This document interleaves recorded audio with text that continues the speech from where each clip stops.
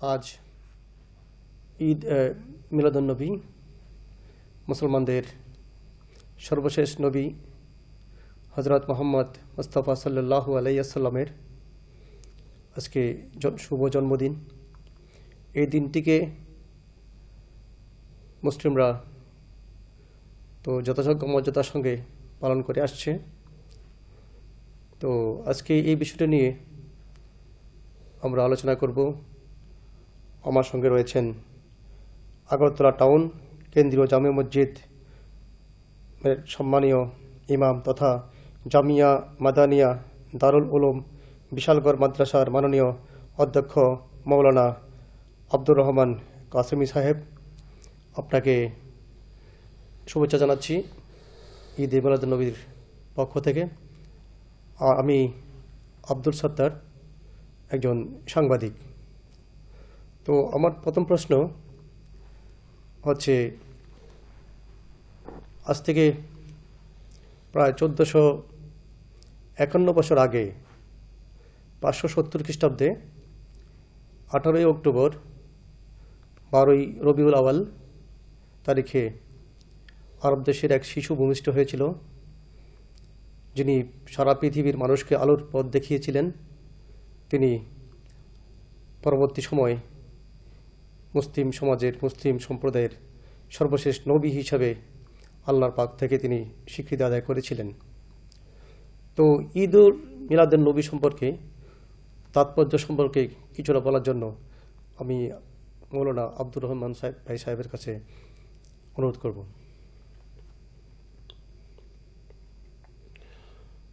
সর্বপ্রথম আপনাকে এবং আমাদের রাষ্ট্রের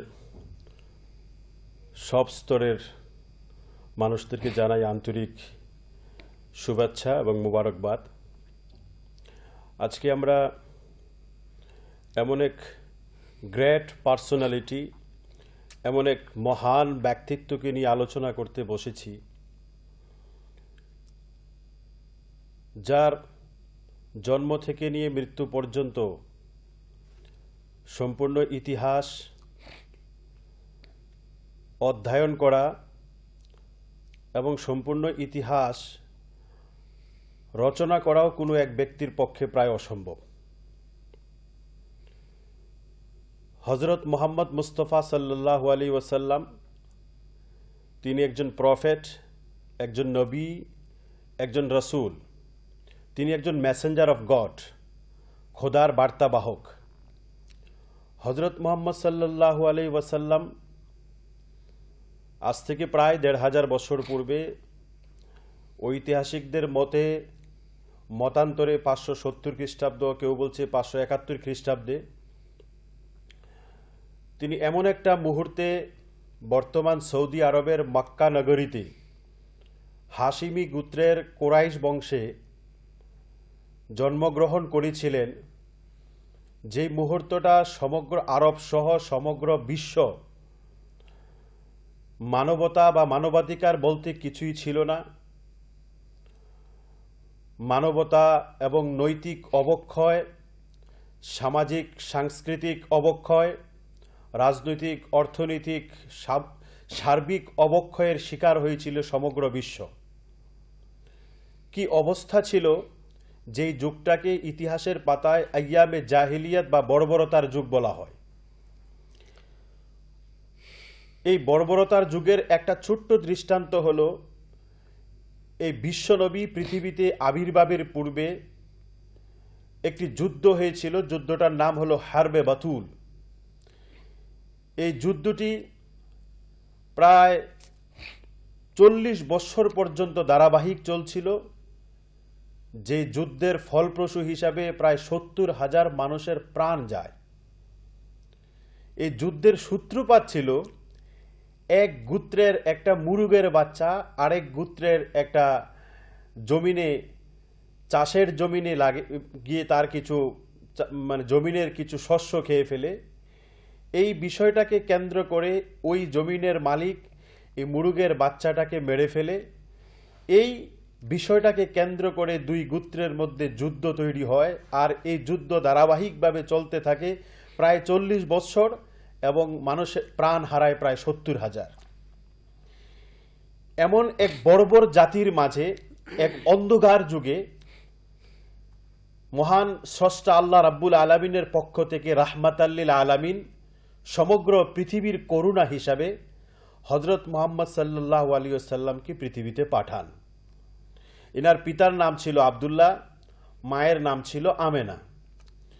ইনার জন্মের প্রায় 2 মাস পূর্বেই পিতা হারান এবং জন্মের 6 বৎসর পরে ইনি মাতৃহারা হন। হযরত মুহাম্মদ সাল্লাল্লাহু আলাইহি সাল্লাম একজন এতিম হয়ে অসহায় একটি গরিব সাধারণ পরিবারে জন্মগ্রহণ করেন। আর এক এতিম অসহায় সাধারণ পরিবারে জন্মগ্রহণ করে বিশ্ব প্রলয় পর্যন্ত সমগ্র পৃথিবীর সমস্ত এতিম অসহায়দের সান্ত্বনার বস্তু হয়েছেন।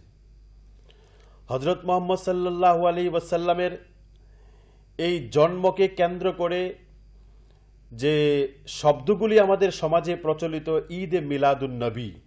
ঈদ শব্দের অর্থ হলো খুশি বা আনন্দ, মিলাদ শব্দের অর্থ হলো জন্মের তারিখ অথবা জন্মের স্থান অথবা জন্মের কাল, এরকম। আর নবী অর্থ হলো বার্তাবাহক, তার আরেকটা উপাধি হলো রসুল, যার অর্থ হলো মেসেঞ্জার, মানে আল্লাহর দূত। আল্লাহর পক্ষ থেকে মানবের কল্যাণে যে বার্তা মানুষের কাছে পৌঁছান তিনি হলেন নবী, তিনি হলেন রসুল। প্রফেট হযরত মুহাম্মদ সাল্লাল্লাহু আলাইহি ওয়াসাল্লাম রবিউল আউয়াল, চন্দ্র মাসের হিসাবে রবিউল আউয়াল মাসের 12 তারিখে জন্মগ্রহণ করেছেন। কোনো ইতিহাসবিদরা বলেন 9 তারিখে জন্মগ্রহণ করেছেন। তো এই মতান্তরে 12ই রবিউল আউয়াল পৃথিবীতে তিনি আবির্ভাব হয়েছেন।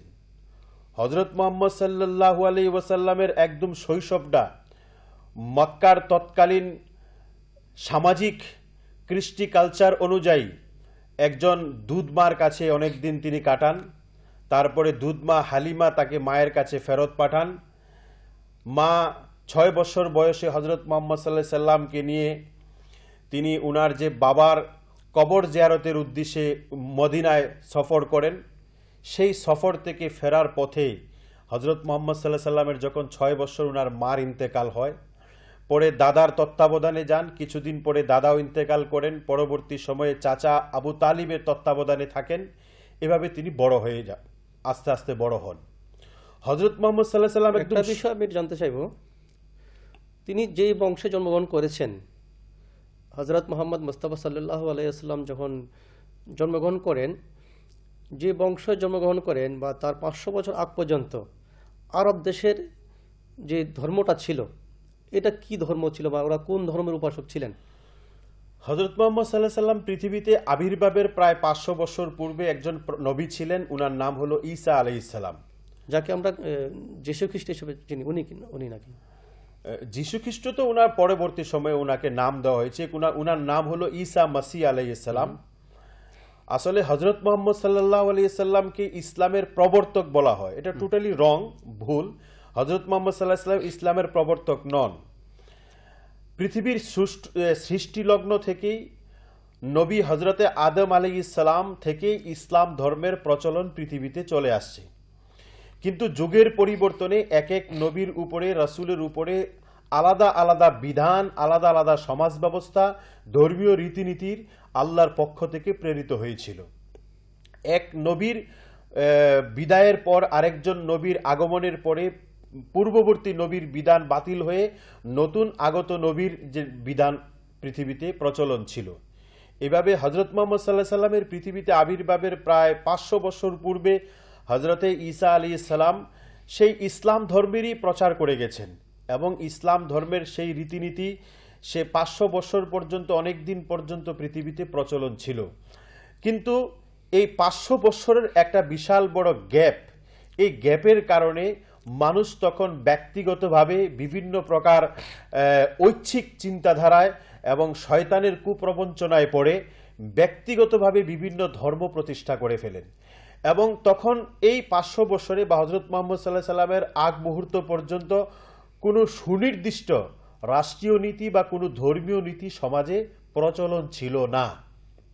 তখন সবাই একটি গোষ্ঠীকে কেন্দ্র করে, গোত্রকে কেন্দ্র করে, বংশকে কেন্দ্র করে, অথবা একটা সর্দার তার ব্যক্তিকেন্দ্রিক একটা বিভিন্ন রীতিনীতি সমাজে প্রচলন করে রেখেছিলেন এবং সবাই বিভিন্নভাবে বিভিন্ন বস্তুর পূজা এবং ধর্ম সেভাবে পালন করেছিলেন। সেই ধর্মের উপরে ভিত্তিতে সারা পৃথিবীতে একটা অশান্তির বাতাবরণ ছিল। এই মুহূর্তে হযরত মুহাম্মদ সাল্লাল্লাহু আলাইহি সাল্লাম পৃথিবীতে আবির্ভাব হন। আস্তে আস্তে আস্তে আস্তে তিনি যখন বড় হন, ছোটবেলা থেকেই পবিত্রতা, নিষ্ঠা, সততা, আমানতদারি, পরোপকারী, পরমঙ্গলের যে মেজাজ, যে মাইন্ড, মানসিকতা হযরত মুহাম্মদ সাল্লাল্লাহু আলাইহি সাল্লামের ভিতরে এটা দৃষ্টিগোচর হয়েছিল, এটা অনুমান করা গিয়েছিল। যার কারণে বিভিন্ন সময় ছোট ছেলেরা হযরত মুহাম্মদ সাল্লাল্লাহু আলাইহি সাল্লামকে খেলার জন্য ডাকতেন। তিনি সব সময় বলতেন যে না, আমার একটা বিশাল বড় উদ্দেশ্য আছে, নিশ্চয়ই আমাদের স্রষ্টা আমাকে কোনো একটা বিশাল সৎ উদ্দেশ্যে পাঠিয়েছেন। এভাবে আস্তে আস্তে আস্তে তিনি যখন বড় হন, ৩৫ বছর বয়সে, এবং এই মক্কাতে একটি সংগঠন তৈরি হয়। সেই সংগঠনেরও হযরত মুহাম্মদ সাল্লাল্লাহু আলাইহি সাল্লাম কর্ণধার ছিলেন। এটা পৃথিবীর সর্বপ্রথম কোনো আনুষ্ঠানিক সংগঠন, সেটা হলো হিলফুল ফুজুল। এই হিলফুল ফুজুল সমাজের সেবামূলক একটা সংগঠন তিনি প্রতিষ্ঠা করেন এবং এই হিলফুল ফুজুল সংগঠনের মাধ্যমে তিনি আরবের বিভিন্ন গোত্র, বিভিন্ন বংশ, বিভিন্ন হিংসা, বিদ্বেষ এবং বিভিন্ন যুদ্ধ বিগ্রহের যে পরিবেশ ছিল, এটাকে নির্মূল করার একটা অন্যতম ভূমিকা পালন করেছিলেন। বিশেষ করে একটা উল্লেখযোগ্য ঘটনা, যে কাবা শরীফ, বাইতুল্লাহ শরীফ, যেটা আজ সারা পৃথিবীর মুসলমানরা যে কাবা শরীফের তাওয়াফের মাধ্যমে হজ করে থাকেন এবং যেটার দিকে মানুষ করে ক্যাবলা করে নামাজ আদায় করেন, সেই সারা পৃথিবীর মুসলমানদের সবচেয়ে পবিত্র স্থান যে বাইতুল্লাহ কাবা শরীফ, সেই কাবা শরীফকে পূর্ণ সংস্কার বা রিকনস্ট্রাকশন, পুনর্নির্মাণের বিষয়টার প্রতি আমরা পরে আসছি। তো আমরা যখন বাল্যকালটা গেল, আমাদের নবী করিম হযরত মুহাম্মদ সাল্লাল্লাহু আলাইহি ওয়াসাল্লাম ওনার কিশোর জীবন এবং তিনি কিভাবে বাণিজ্যিকভাবে তিনাকে সম্পৃক্ত করেন এবং ওনার বিবাহ জীবনটা কিভাবে শুরু হয়েছিল নবুয়ত পাওয়ার আগ পর্যন্ত। আমরা জানি যে 40 বছর বয়সে হযরত মুহাম্মদ সাল্লাল্লাহু আলাইহি ওয়াসাল্লাম উনি নবুয়ত লাভ করেন, মানে ঈশ্বরের থেকে তিনি যে বার্তা বাহক হিসেবে তিনি ছিলেন, উনি যে মেসেঞ্জার অফ গড হিসেবে স্বীকৃতি পেয়েছেন, সেটা পেয়েছেন উনি 40 বছর বয়সে পেয়েছেন। তার আগ পর্যন্ত উনি বাণিজ্যিকভাবে যুক্ত ছিলেন, দেশ বিদেশে ঘুরেছেন, সিরিয়ায় গেছেন, বিভিন্ন দেশে গেছেন। সেই বিষয়টা নিয়ে যদি আপনি একটু বলেন। হযরত মুহাম্মদ সাল্লাল্লাহু আলাইহি সাল্লাম যখন উনার 20 থেকে 25 বছরের মাঝখানে উনার যখন পুরা তরুণ্যে ভরা যৌবন, তখন উনার চাচা আবু তালিবের ব্যবসার সূত্রে সিরিয়া এবং বিভিন্ন রাষ্ট্রে তিনি সফর করেছেন। উনার ব্যবসার যে কৌশল, বিজনেস পলিসি এবং উনার যে ব্যবসার যে নৈতিকতা এবং সততা দেখে তৎকালীন সময়ে আরবের একজন প্রতিষ্ঠিত ব্যবসায়ী খাদিজাতুল কুবরা রাদিয়াল্লাহু তাআলা আনহা, একজন মহিলা, উনার এই ব্যবসার দায়ভার দায়িত্ব হযরত মুহাম্মদ সাল্লাল্লাহু আলাইহি সাল্লামকে দিয়ে তিনি অন্য রাষ্ট্রে পাঠান এবং হযরত মুহাম্মদ সাল্লাল্লাহু আলাইহি সাল্লাম অনেক লম্বা সময় পর্যন্ত উনার ব্যবসা পরিচালনা করেন এবং একজন সফল ব্যবসায়ী হিসাবে তিনি প্রতিষ্ঠিত হন। পরবর্তী সময়ে এই প্রতিষ্ঠিত ব্যবসায়ী খাদিজাতুল কুবরা রাদিয়াল্লাহু তাআলা আনহা হযরত মুহাম্মদ সাল্লাল্লাহু আলাইহি সাল্লামের সততা, ন্যায়নিষ্ঠার প্রতি আকৃষ্ট হয়ে উনাকে বিয়ে করার জন্য মাধ্যমে উনাকে বিয়ের প্রস্তাব পাঠান। তখন হযরত মুহাম্মদ সাল্লাল্লাহু আলাইহি সাল্লামের বয়স 25 বছর 2 মাস 10 দিন, আর খাদিজাতুল কুবরা রাদিয়াল্লাহু তাআলা আনহার বয়স 40 বছর। তিনি তখন একজন স্বামীহারা ছিলেন, বিধবা ছিলেন।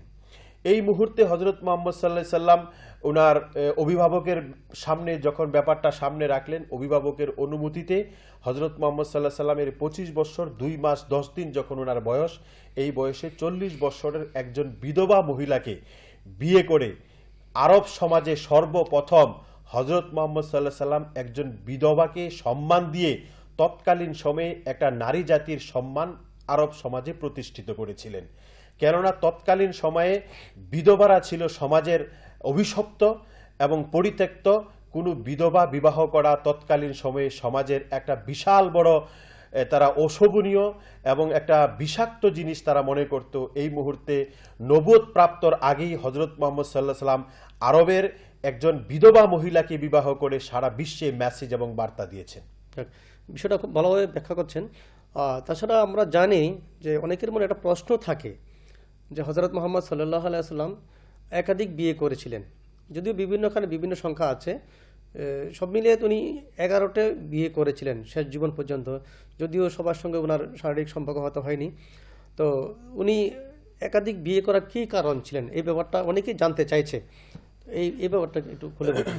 আমরা যদি হযরত মুহাম্মদ সাল্লাল্লাহু আলাইহি সাল্লামের বিবাহের ধারাবাহিক তালিকা দেখি, তাহলে ধারাবাহিক তালিকার মাধ্যমে আমাদের স্পষ্ট হয়ে যাবে হযরত মুহাম্মদ সাল্লাল্লাহু আলাইহি সাল্লাম একাধিক বিবাহের করার কারণ কি ছিল। সর্বপ্রথম কথা হলো ওমা ইয়ান্তিকু আনিল হাওয়া ইল্লা ওয়াহয়ুন ইউহা। হযরত মুহাম্মদ সাল্লাল্লাহু আলাইহি সাল্লাম এমন কোনো কথা বলেন না যে কথাটা নিজের পক্ষ থেকে হয়। হযরত মুহাম্মদ সাল্লাল্লাহু আলাইহি সাল্লাম প্রত্যেকটা কথা, প্রত্যেকটা কাজ খোদা প্রদত্ত ছিল, আল্লাহর পক্ষ থেকে নির্দেশিত ছিল। এই কারণে হযরত মুহাম্মদ সাল্লাল্লাহু আলাইহি সাল্লামের ধারাবাহিক বিবাহের যে তালিকা, ঐতিহাসিকদের মতান্তরে আমরা 9 বা 11 ধরতে পারি। কেউ বলেছেন 9টি বিবাহ করেছেন, কেউ বলেছেন 11টি বিবাহ করেছেন। তো এটা শুধুমাত্র হযরত মুহাম্মদ সাল্লাল্লাহু আলাইহি সাল্লামের স্পেশাল বৈশিষ্ট্য ছিল।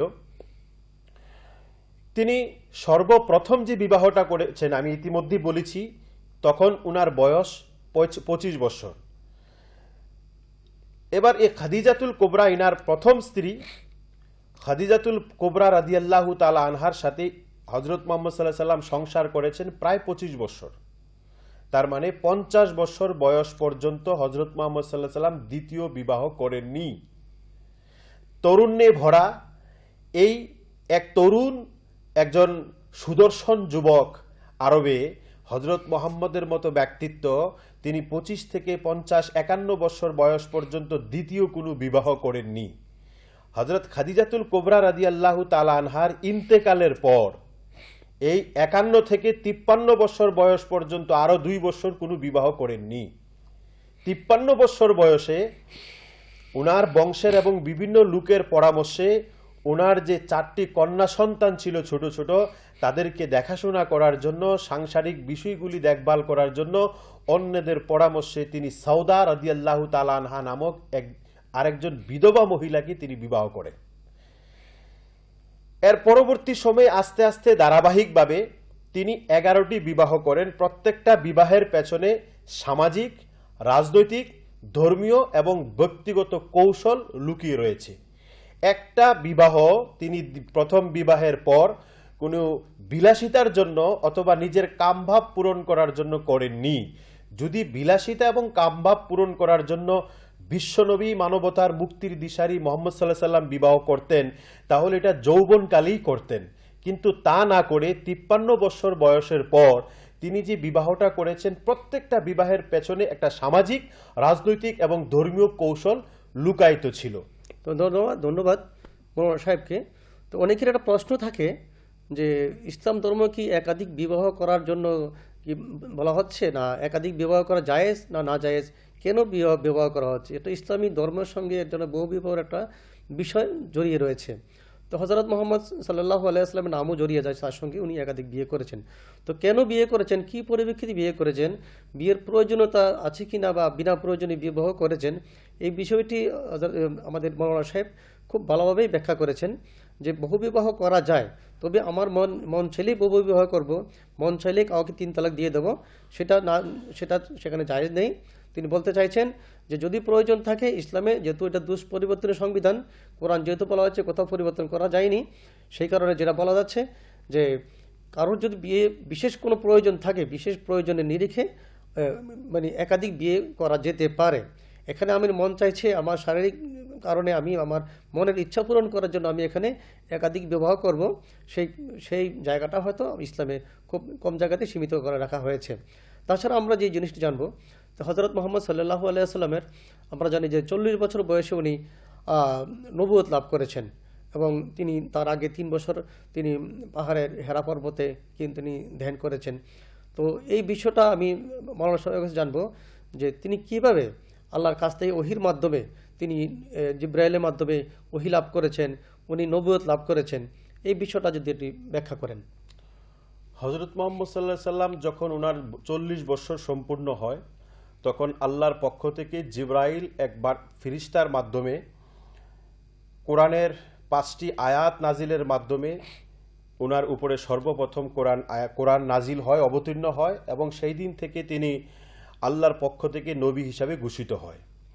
হযরত মুহাম্মদ সাল্লাল্লাহু আলাইহি সাল্লাম 40 বছর পূর্ণ হওয়ার অনেক আগেই, প্রায় 36-37 বছর বয়স থেকেই হঠাৎ করে উনার একটা সার্বিক অবস্থানের পরিবর্তন হয় এবং তিনি কিছু খাবার নিয়ে, বিশেষ করে ছাতু এবং পানীয় জল নিয়ে নিজের বাড়ি থেকে কিছু দূর হেরা নামক একটা গুহায় তিনি ধ্যান করতেন। অনেক সময় একদিন, 2 দিন, 3 দিন, কয়েকদিন থাকতেন। ওনার স্ত্রী, যিনার বিপদের একজন বন্ধু ছিলেন, খাদিজাতুল কোবরা রাদিয়াল্লাহু তাআলা আনহা, ইনি মাঝে মাঝে খাবার পৌঁছাইতেন।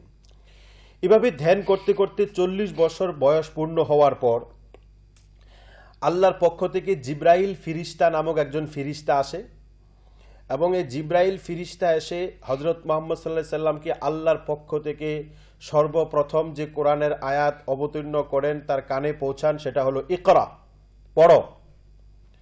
হযরত মুহাম্মদ সাল্লাল্লাহু আলাইহি সাল্লামের শিক্ষক বা গুরু পৃথিবীর মধ্যে পুঁথিগতভাবে কোনো শিক্ষক ছিলেন না, কেননা তিনি একজন মানুষ, কিন্তু মানুষ, সেরা মানুষ, তিনি সর্বশ্রেষ্ঠ মানব। তিনি উনার শিক্ষক স্বয়ং স্রষ্টা আল্লাহ নিজেই হবেন। তাই ইনাকে 40 বছর পর্যন্ত নিরক্ষর রাখা হয়েছিল। পুঁথিগত জ্ঞানের জন্য কোনো শিক্ষক ওনাকে তৈরি করা হয়নি। তো হযরত মুহাম্মদ সাল্লাল্লাহু আলাইহি সাল্লাম প্রশ্ন করলেন, মা আনা কারিন, আমি পড়তে জানি না। আবার জিব্রাইল বললেন, ইকরা, পড়ো। তিনি আবার বললেন, মা আনা কারিন, আমি পড়তে জানি না। আবার বললেন, ইকরা, তুমি পড়ো। তিনি আবার বললেন, আমি পড়তে জানি না। এবার তৃতীয়বার বলার পর এখানে একটা কৌশল অবলম্বন করা হয়। তারপরে হযরত মুহাম্মদ সাল্লাল্লাহু আলাইহি সাল্লামকে জিজ্ঞাসা করলেন, মা আকরা, আমি কি পড়ব? তখন 5টি আয়াত নাজিল হয়, ইকরা বিসমি রাব্বিকাল্লাযী খালাক। এভাবে 5টি আয়াত হযরত মুহাম্মদ সাল্লাল্লাহু আলাইহি সাল্লামের উপরে নাজিল হয়। তারপরে জিব্রাইল ফিরিস্তা অদৃশ্য হয়ে যায়। উনি বাড়িতে আসেন, খুব আতঙ্কিত হন, বিস্মিত হন, প্রচণ্ড পরিমাণে জ্বর শরীরে আসে।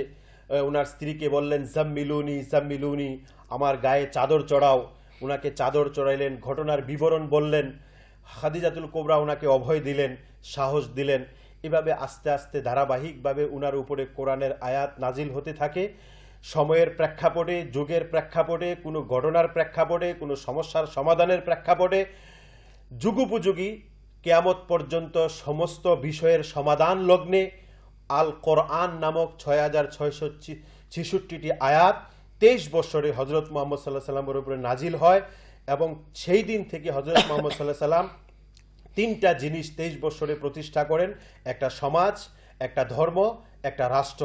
ধর্ম হিসাবে তিনি ইসলামকে প্রতিষ্ঠা করেন এবং তিনি একটা সুন্দর, সাবলীল, একটি শক্তিশালী, শান্তিপূর্ণ সমাজ প্রতিষ্ঠা করেন এবং সব ধর্মের, সব বর্ণের, সব গোত্রের, সব ভাষাভাষীর মানুষের ধর্মীয়, সামাজিক, রাষ্ট্রীয়, সার্বিক অধিকার এবং বিভিন্ন বিষয়গুলিকে, নিরাপত্তাকে সুনিশ্চিত করে একটি সুন্দর, শান্তিপূর্ণ একটি রাষ্ট্র প্রতিষ্ঠা করে।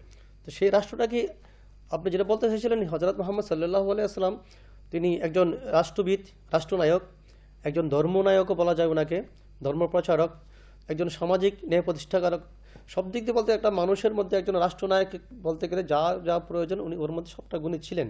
তো উনি যে রাষ্ট্র প্রতিষ্ঠা করেছিলেন, এটা কি নির্দিষ্ট কোনো ভূখণ্ড ছিল, নাকি কোনো ভূখণ্ড সীমারেখা বিস্তৃত এটা সারা বিশ্বব্যাপী একটা রাষ্ট্র প্রতিষ্ঠা করতে চেয়েছিলেন? হযরত মুহাম্মদ সাল্লাল্লাহু আলাইহি সাল্লাম সর্বপ্রথম মক্কায় তিনি ইসলাম ধর্মের প্রচার শুরু করেন। প্রায় 13 বছর মক্কাতে তিনি অবস্থান করেন। এখানে অসংখ্য লোক ওনার আদর্শ, ওনার চরিত্র, ওনার বিভিন্ন আচরণের দেখে, ওনার আলোচনা শুনে তারা ইসলাম ধর্ম গ্রহণ করেছেন। একটা শ্রেণীর লোক ওনাকে অস্বীকার করে এবং ওনার উপরে আক্রমণ করে, ওনার উপরে নির্যাতন চালায়। অগাধ নির্যাতনের পর, অগাধ অত্যাচারের পর তিনি আল্লাহর নির্দেশে মক্কা থেকে মদিনায় তিনি হিজরত করেন, সফর করেন। মদিনায় যাওয়ার পর এবার মদিনায় তিনি একটা ইসলামের একটা দারুণ পরিবেশ পাইলেন। ওখানে মুসলিম, ইহুদি, ক্যাথলিক, খ্রিস্টান, পৌত্তলিক সমস্ত ধর্মের মানুষদেরকে নিয়ে ঐক্যবদ্ধভাবে একটি রাষ্ট্র তিনি প্রতিষ্ঠা করেন, মদিনা এবং মদিনার আশেপাশের কিছু অঞ্চল নিয়ে। হযরত মুহাম্মদ সাল্লাল্লাহু আলাইহি সাল্লাম কোনো সম্রাট হওয়ার জন্য, কোনো রাষ্ট্রপ্রধান হওয়ার জন্য রাষ্ট্রটি প্রতিষ্ঠা করেননি, বরং মানব সমাজে একটি শান্তি প্রতিষ্ঠার উদ্দেশ্যে একটি ছোট্ট একটা রাষ্ট্র প্রতিষ্ঠা করে তিনি একটা দৃষ্টান্ত স্থাপন করেছেন। হযরত মুহাম্মদ সাল্লাল্লাহু আলাইহি সাল্লাম যদি চাইতেন তখন যে তৎকালীন সুপ্রিম পাওয়ার পারস্য, ইরান বা আশেপাশের বিভিন্ন রাষ্ট্রগুলিকে দখল করে একটি বিশাল বড় সম্রাট হিসেবে কি নিজেকে প্রতিষ্ঠিত করতেন, ইনার পক্ষে খুব সহজ ছিল, কিন্তু এটা ওনার উদ্দেশ্য ছিল না। তিনি মদিনায় একটা ছোট্ট জায়গা নিয়ে তিনি একটি রাষ্ট্রপ্রধান প্রতিষ্ঠা করেন এবং পৃথিবীর মধ্যে সর্বপ্রথম প্রশাসনিক এবং লিখিত সংবিধান তিনি প্রতিষ্ঠা করেন। ধন্যবাদ আপনাকে। আমরা প্রায় শেষের দিকে এসে গেছি। আমি বলছি একটা মিনিট, আমি একটা কথা সংযোগ করেছি। তিনি প্রশাসনিক এবং লিখিত যে সংবিধানটা তিনি প্রতিষ্ঠা করেছেন সেই সংবিধানটার নাম হলো দাস্তুরুল মদিনা বা মদিনা সনদ নামে।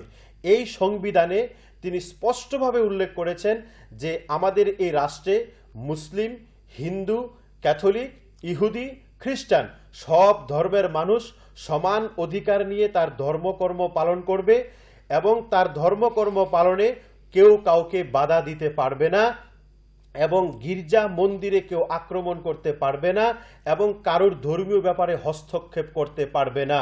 এভাবে সব ধর্মের সমান অধিকার এবং নিরাপত্তাকে সুনিশ্চিত করে একটি শান্তিপূর্ণ রাষ্ট্র তিনি প্রতিষ্ঠা করেছিলেন। তাই সর্বশেষে হযরত মুহাম্মদ সাল্লাল্লাহু আলাইহি সাল্লামকে যদি বলি যে একজন 100% সফল স্বামী যদি পৃথিবীতে থাকেন তিনি হযরত মুহাম্মদ সাল্লাল্লাহু আলাইহি সাল্লাম। হযরত মুহাম্মদ সাল্লাম 100% সফল একজন সমাজ সংস্কারক, 100% সফল একজন যোদ্ধা, 100% সফল একজন ব্যবসায়ী, 100% সফল একজন পিতা, 100% সফল একজন রাষ্ট্রনায়ক এবং ধন্যবাদ আব্দুর রহমান ভাইকে। আমরা প্রায় শেষ পর্যন্ত চলে এসেছি। তো যাক, আমরা জানি হযরত মুহাম্মদ মুস্তাফা সাল্লাল্লাহু আলাইহি ওয়াসাল্লাম, তো ইনি আমাদের মানব জাতির সর্বশেষ নবী। শুধু মুসলিমদের নবী নয়, উনি মানব জাতির জন্য বার্তাবাহক। উনি পথ দেখিয়েছেন মানুষকে, সুপথ দেখিয়েছেন। এটাই বলতে চাইছেন মাওলানা সাহেব যে উনি শুধু মুসলমানদের নবী তাই নয়, উনি যে বার্তা পেয়েছেন এই বার্তা মানব জাতির জন্য একটা আলোর দিশা নিয়ে এসেছেন। তো উনি প্রচার করেছেন লা ইলাহা ইল্লাল্লাহু মুহাম্মাদুর রাসূলুল্লাহ, তোমরা বিশ্বাস করো আল্লাহ এক এবং অদ্বিতীয়। উনি হচ্ছেন ওনার প্রেরিত রসুল, পয়গম্বর। তো ওনার জন্মদিনটা আজ 18 অক্টোবর। এই দিনটাকে আমরা ঈদ উল মিলাদুন নবী হিসেবে পালন করি এবং সারা মুসলিম বিশ্বে পালন করা হচ্ছে এবং বিভিন্ন ভাব গম্ভীর্যের সহিত অনেক তাৎপর্যের সঙ্গে এই দিনটাকে পালন করা হচ্ছে। আর আমরা আশা রাখব যে ওনার যে বার্তা মানব সমাজের প্রতি, যে বিশেষ করে যুব সমাজের প্রতি যে বার্তা রয়েছে, উনি আজকের দিনে যে সমাজ ব্যবস্থা, যুব সমাজ, বিশেষ করে ইসলামী যে যুব সমাজ আছে, ইসলামের যারা বিশ্বাস করে তারপরে তারা অনেকটাই দিকভ্রান্ত, তারা পথভ্রান্ত। এই পরিপ্রেক্ষিতে আপনি কি বলতে চাইছেন যুব সমাজকে নিয়ে, বিশেষ করে যারা আজকে নেশাগ্রস্ত হয়ে পড়েছে? প্রত্যেকটা জাতি, প্রত্যেকটা ধর্মের মূল মেরুদণ্ড হলো যুব সমাজ। আর একটা মানুষের গোল্ডেন পিরিয়ড হলো তার ইয়াং লাইফ, যৌবন কাল। হযরত মুহাম্মদ সাল্লাল্লাহু আলাইহি ওয়াসাল্লাম প্রত্যেকটা যুবকদেরকে নেশামুক্ত এবং চারিত্রিক গুণাবলী শুধুমাত্র কাগজে কলমে নয়, প্র্যাকটিক্যালি বাস্তবায়ন করে, যেগুলো খালিদ বিন ওয়ালিদ, হযরত উমর, হযরত আলী, হাসান হুসাইন, এভাবে অসংখ্য একটা যুবকদের যে একটা টিম তৈরি করেছিলেন। হযরত মুহাম্মদ সাল্লাল্লাহু আলাইহি সাল্লাম পুরা সমগ্র পৃথিবীর সমস্ত যুবকদের যে একটা আদর্শ আইকন হিসেবে প্রতিষ্ঠিত হয়েছিলেন। আজ বর্তমান সমাজে আমাদের ইয়াং গ্রুপ যারা, যুবক সমাজ যারা, তারা যদি হযরত মুহাম্মদ সাল্লাল্লাহু আলাইহি সাল্লামের যৌবনকালকে অধ্যয়ন করে, গবেষণা করে, হযরত মুহাম্মদ সাল্লাল্লাহু আলাইহি সাল্লামের যৌবনকালের যে আদর্শ, যার আইডিওলজি, যে নিজেকে কিভাবে চরিত্রবান, আদর্শবান, নেশামুক্ত এবং বিভিন্ন মাদক মুক্ত করে সত্যিকারের সমাজকে প্রতিষ্ঠা করা যায়, একটা কমিউনিটিকে এস্টাবলিশ করা যায়, হযরত মুহাম্মদ সাল্লাল্লাহু আলাইহি সাল্লামের যে আইডিওলজি, যে পলিসি, যে পদ্ধতিগুলা, সেই পদ্ধতি গ্রহণ করে আমাদের অভিভাবক যারা আছেন তারা যদি সেভাবে হযরত মুহাম্মদ সাল্লাল্লাহু আলাইহি সাল্লামের আদর্শে নিজের সন্তানদেরকে আদর্শবান করে, তাহলে আমার বিশ্বাস এবং আশা যে সত্যি একটা সুন্দর একটা সমাজ তৈরি হবে, একটা রাজ্য তৈরি হবে, একটা রাষ্ট্র তৈরি হবে। তাই আমি যুব সমাজদের উদ্দেশ্যে আজকে এই মিলাদুন্নবীর উপলক্ষে আমি বিশেষ আবেদন থাকবে যে একটি নেশামুক্ত সমাজ, সন্ত্রাসমুক্ত সমাজ, হিংসা বিদ্বেষ মুক্ত সমাজ এবং একটি আদর্শ আইডিওলজিক্যাল পদ্ধতিতে হজরত মুহাম্মদ সাল্লাল্লাহু আলাইহি সাল্লামকে অনুসরণ করে একটি সুন্দর সুষ্ঠু আদর্শ সমাজ গড়ার ক্ষেত্রে আসুন হজরত মুহাম্মদ সাল্লাল্লাহু আলাইহি সাল্লামকে অনুসরণ করি এবং সেই অনুসরণকে পাথেয় বানিয়ে আমরা আমাদের জীবনকে প্রতিষ্ঠা করি।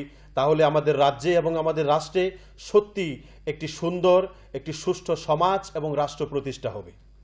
ধন্যবাদ আপনাকে।